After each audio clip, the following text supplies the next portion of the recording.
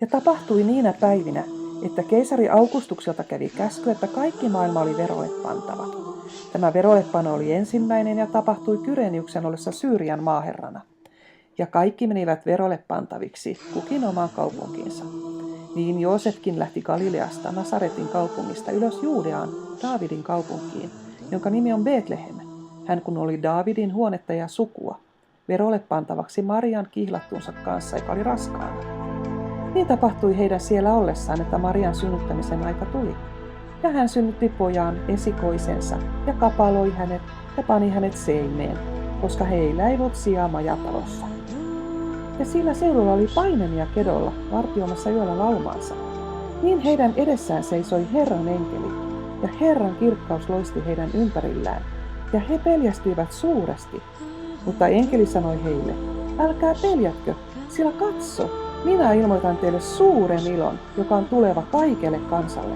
Teille on tänä päivänä syntynyt vapahtaja, joka on Kristus, Herra, Daavidin kaupungissa. Ja tämä on teille merkkinä.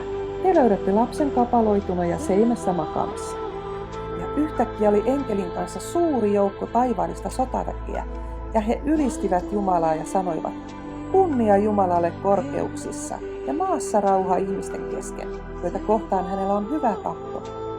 Ja kun enkelit olivat menneet paimenten luota taivaaseen, niin nämä puhuivat toisilleensa, menkäämme nyt Betlehemiin katsomaan sitä, mikä on tapahtunut ja mikä Herra meille ilmoitti.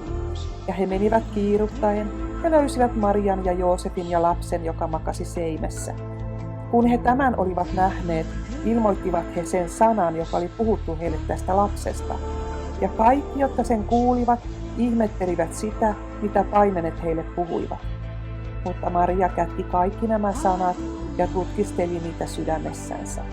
Ja paimenet palasivat kiittäen ja ylistäen Jumalaa kaikesta, minkä olivat kuulleet ja nähneet, sen mukaan kun heille oli puhuttu.